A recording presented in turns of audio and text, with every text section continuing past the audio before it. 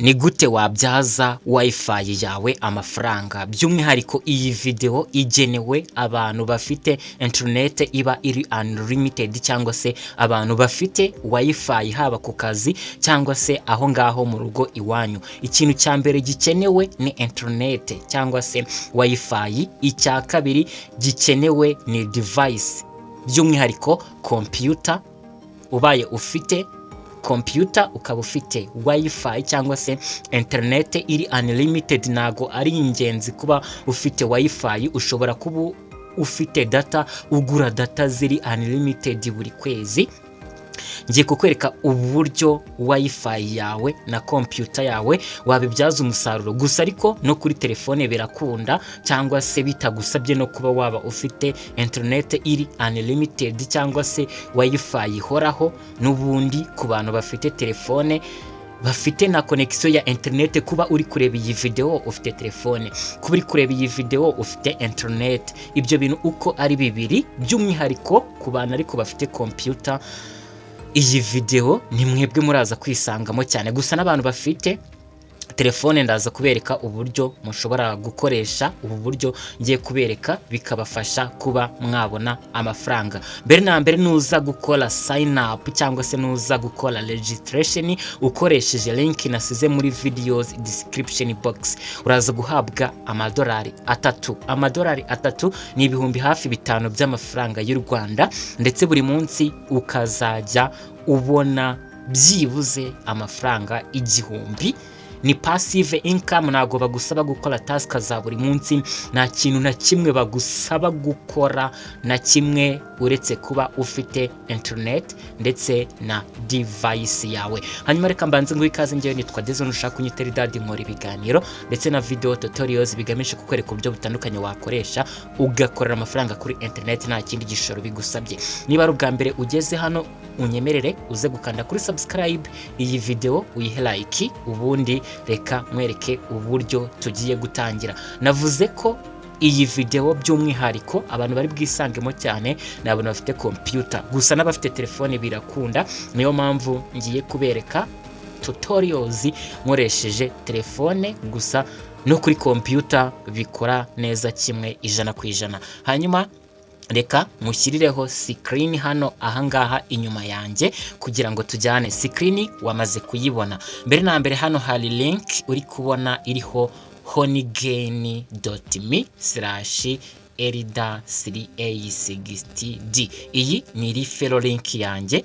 Iyo ukanze kuri iyi referral link ndibuze gusiga no muri videos description box, ihita igutwara kuri website ya Honeygain. Iyi project ntabwo ari ubwa mbere nyibabwiye, kuko negeze kuyivugaho muri 2023 ku yindi YouTube channel. Hanyuma iyi project na nubu iracyakora neza 100%. Iyo ukoresheje link yanjye uhabwa amadolari 3 as welcome bonus. Ubundi ubikuza ari uko wujuje amadolari 20. Bikora gute? Twamaze gukanda kuri link, tugeze hano muri iyi website, turemera usage stats audience data, tubyemere, duhite tuza kuri accept selected. Gusa ushobora no gukanda kuri select all, bihita bikunda. Hanyuma turaza hano get $3. Iyo ukoresheje link yanjye uhabwa amadolari 3 cyangwa se ibihumbi hafi 5 by'amafaranga y'u Rwanda. Turaza hano bari kukubwira ko kubera harimo referral code yanjye urahabwa amadolari 3. Gusa njyewe kuko mfitemo account muri iyi website ntago ndibuze gukoresha iyi email. Gusa ariko ntago ukeneye no kuzaza hano ngo ushyiremo email na password niki, gusa nabwo bikoze byakunda. Ariko ibyiza ushobora kuzanyura hano kuri Google bakakwereka email ziri muri telefone yawe, ugahitamo imwe ushaka gukoresha ukomeza, cyangwa se ukaba wakomeza na Facebook. Ngiye rero ngiye kuza hano kuri Google, ndetse niba ufite devices nyinshi, computer zirenze imwe, telefone zirenze imwe, ushobora kuba zose waziconnecta kuri account yawe, bikagufasha kuba wajya ubona point nyinshi. Cya gihumbi navuze wajya ubona buri munsi kikaba cyakikuba kabiri cyangwa se gatatu. Hanyuma hano ndashyiramo email address nshaka gukoresha, ubwo email address nshaka gukoresha ni iyi ngiyi, mite nza kuri next. Finally ukimara gukora login cyangwa se sign up, nge nakoze login kuko nari nsanzwe mfitemo account, wowe uzakora sign up, bazahita bakubwira ko baguhaye welcome bonus ya point 3000 zifite agaciro k'amadolari 3. Gusa hano ntago biba bihagije. Uri kubona ko ngewe maze amasaha make cyane kubera ndi gukoresha iyi computer yo hejuru, nkoze account niyandikishije, kuko nubwo iyi project nayikoze mu mwaka wa 2023 narayiretse nyine ukuntu, ariko nyimara kugura computer natekereje uburyo nshobora kuba nayikoresha, kuko niba ufite telefone ntago ishobora kuba yagukorera ku buryo ushobora kuba wakora nyine iyi project ukajya ubona amafaranga. Gusa ariko ndazi kukwereka uburyo wayigerageza, ariko ntago wake-expecting amafaranga menshi igihe ufite telefone, ariko iyo ufite computer na wifi biba ari sawa cyane. Uri kubona ko kugira ngo bikuze bagusaba kuzuzaho amadolari 20 ndetse ubikuriza kuri PayPal. Niyo mpamvu negeze gukora video ikwereka uburyo ushobora kuba wabona amafaranga kuri mobile money igihe ujyafite kuri PayPal. Nayo ushobora kuba wayireba, ndaza kuyisiga muri videos description box. Hanyuma hano ntago biba bihagije, ntago biba byakarangira, ahubwo ikintu ukora hano uri kubona ko iyo uzamuye bakubwira ngo increase earnings. Iyo utumiye umuntu baguha point 3000 ziba zifite agaciro k'amadolari 3, ariko iyo uwo muntu abikuje uhabwa amadolari 5 cyangwa se point 5000. Uba ugomba gukopiya iyi referral link yawe ukaba wayiha umuntu. Hano bari kukwereka point naninze ku munsi w'ejo, bakanyereka MB zimaze gusharinga 675 zingana cyangwa se nazihembewe is point 67. Winnings ni uburyo iyo usharinze MBs 5 hari pot lucky pot ukandaho ukaba wahabwa point runaka. Hano hari others cyangwa 6.3 nizo nabonye kuko nakoresheje referral link y'umuntu wanumiye. is point 3000 zifite agaciro k'amadolari 3, nawe urazi ko uzihabwa. Iyi ni ya lucky point buri munsi. Iyo washarinze MBs 5 uhita uza ugafungura iyi lucky pot. Uri kubona ko uyu munsi nge nahawe point 5 ndetse hari kubura iminota 53 mwongera nkaza gukanda kuri iyi lucky point achievement locked. nuko nyine ndi mushyashya hano. Uri kubona ko natangiye ku munsi w'ejo, gusa ni mukanya kuko uri kubona turi ku isaha ya 7:07, ubwo hashize isaha 1:07 tugeze ku wundi munsi. Natangiye ku itariki 20 z'ukwa gatanu, uyu munsi turi ku itariki 21. Uri kubona ko iyo aka kantu kuzuye nibwo ushobora kuba wabikuza. Hano batwereka devices dufite, kuko hano hari uburyo navuze ko niba ufite devices nyinshi, ufite computer ebyiri, computer na telefone, ushobora kuba byose wabikoresha kuri account imwe kugira ngo wongere uburyo bwo kubona point nyinshi. Sinzi niba ko kantu nakavuze, ariko menya ko iyo ufite devices nyinshi ziri connected kuri internet ntago wakora account nyinshi ngo nuko ufite devices nyinshi, ahubwo ya account imwe uyilinkinga na devices nyinshi. Ushobora gukoresha referral link yawe ariko ukaza n'ubundi gukora kuri login, nkuko nanjye hano nakoresheje referral link yanjye ariko sinyure kuri sign up nkanyura kuri login, bihita bigaragara ko ari iyindi device nadenze. Uri kubona ko hari iyi Windows 10 Dell, ni iyi computer iri kubona hano. Hari iyindi Windows 10 Samsung Electronics, ni iyindi computer mfite hano inyuma.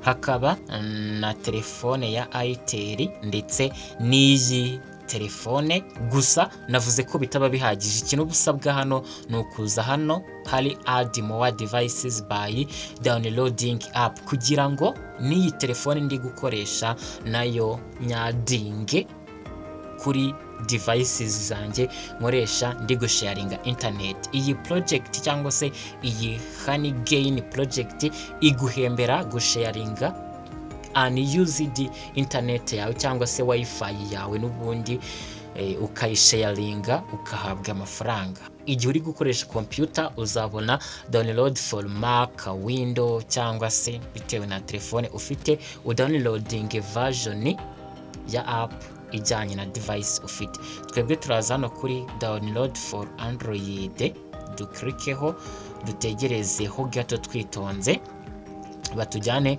aho turi bu downloadingire app. Hanyuma duhita tuza hano nkuko nari mbivuze, iyo uri gukoresha computer ushobora ku downloadinga Windows version, Mac version cyangwa se kuko turi gukoresha Android hano tugiye ku downloadinga Android app. Reka dutegerezeho gatoya.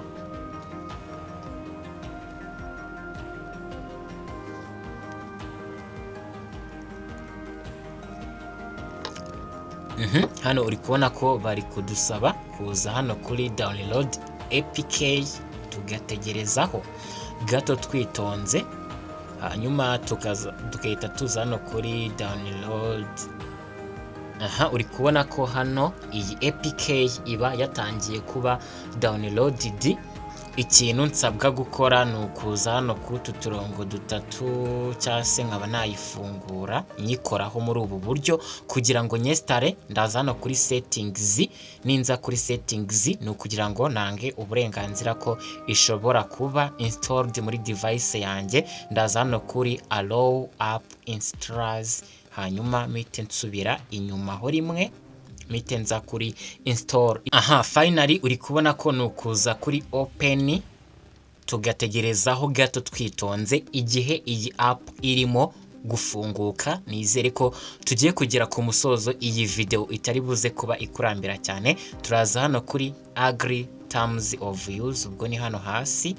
Mpite nza hano kuri Skype introductions, hanyuma nze hano kuri yes kugira ngo nemere ko igihe cyose nshobora gukoresha mobile data, kuko uje hano kuri no wajya ulaninga iyi Honeygain app igihe uri kuri wifi gusa, ariko ngewe ndaza hano kuri yes. Hanyuma ushobora gusetinga mobile data limit cyangwa se umubare wa MBs uzajya usharinga buri kwezi gusa, ariko ngewe ni no limit, ndahareka hafunze gutya. Mpite nza hano hasi kuri done. Nizere ko bigaragara neza cyane. Hano bari kunsaba gukora battery optimization gusa, ariko ntago ndi buze kuba mbikoraho, ndaza kuba mbireka gutya. Hanyuma iyo ugeze hano hari igihe bakubwira gutya bati network overused. Gusa impamvu yabyo ngira ngo nanayikubwire, ushobora kuzavuga uti ese niba iyo utumiye umuntu baguha $3 ni gute natakoresha uburyo bwo kuba nakora fake account nitumira? Impamvu udakwiye kubikora nuko iyo ubikorera kuri telefone imwe bazakubwira ibingibi ngo network overused, bityo babe baguhagarika nyine kuri original account yawe. Nibyo ngibyo. Hanyuma twebwe tugiye kwiyizira hano kurimo, hano ku ruhande hari ukuntu harimo, nituhaza turahita twiyizira hano kuri login, n'ubundi dushyiremo cyangwa se duhitemo gukoresha Google. Turanyura hano kuri Google, dutegerezeho gato twitonze. Barahita batwereka email ziri muri telefone yacu, duhitemo iyo dushaka gukoresha. Hano dukora login. Hanyuma hari uburyo navuze ni ku bantu bafite telefone, ndaza kubereka uburyo n'ubundi mwakoresha bikabafasha kuba mwabona point nyinshi. Uburyo ni ukuba watumira abantu, ushobora kujya utira umuvandimwe telefone ugakora nk'ibi nakweretse. Ntago bitinda cyane nubwo video biba yabaye ndende, nuko mba ndi gusobanura kugira ngo buri wese asobanukirwe. Ariko ugatira umuntu telefone wamusabye uburenganzira, apana gufata telefone y'umuntu wese ubonye ugezeho ugashyiramo ibintu utabimusabye. Ntago ndi kukwigisha kuba wafata telefone z'abantu ngo uzikoreshe cyangwa uzishyiremo ibintu bigufitiye inyungu utabisabiye uburenganzira ba nyiri izo telefone. Jya ubibasaba, niba byemera ubikore, niba byanga ubihorere. Icyo gihe uzajya ubikora ushyiremo Honeygen uhite unayisiba. Icyo uba ushaka ni uko uzajya ubona amadolari 3 kandi uzajya uyabona. Ndabizi gutumira abantu ntago biba byoroshye. Hano bari kumbwira ngo network overly used, ariko impamvu nuko n'ubundi iyi telefone negeze kuyikoresha bwa mbere igihe nakoraga nyine iyi project bwa mbere mu mwaka wa 2023, ariko n'ubundi ntago gukoresha telefone bitanga point nyinshi, ahubwo kuko mfite computer zigera muri 2 zihora ziri kwaka n'ubundi ziri kuraninga Pinode, ziri kuraninga Glassnode, Gradient, NodePay n'izindi Deepin project. Iyi nayo ni imwe muri platform zagufasha kongera umubare w'amafaranga ugenda ubona as passive income. N'ubundi hano kuba bari kumbwira ngo network overly used nta kintu bitwaye cyane, kuko uri kubona computer zanjye ziri kuraninga iyi Honeygen app ndetse nkabona na point. Nizere ko buri kimwe gisobanutse neza, kandi nzabereka payment proof ninuzuza point zihwanye n'amadolari 20. Nk'ubu ngubu uri kubona ko hashize amasaha make cyane maze kubona point 73. Izi zifite agaciro k'amasenti 73. Ubwo rero igihe nagirira point 1000 riba ari dolari 1, kandi ku munsi nzi ko nshobora kugira izo point 1000 nkaba nabonye idolari 1, kandi ntacyo bitwaye. n'akazi nzajya nkora buri munsi, na task nsabwa gukora uretse gukora kuri iriya pot igihe naba nasharinze MBs 5. Nizere ko buri kimwe gisobanutse neza cyane. Niba ufite ikibazo, icyifuzo, igitekerezo, nyandikira muri comment cyangwa se unyandikire kuri WhatsApp, cyangwa se unafate telefone ubundi umpamagare. Niba ufite ikibazo fata telefone umpamagare, kuko kuri WhatsApp nshobora kutagusubiza byihuse, nshobora kuba ndi busy, SMS yawe nkayibona, ariko bitewe nuko ari WhatsApp SMS mfite nyinshi singusubize ku buryo bwihuse gusa. Ariko nizere ko buri kimwe gisobanutse neza cyane. Reka tubonane mu bindi biganiro ndimo kugutegurira. Bye bye.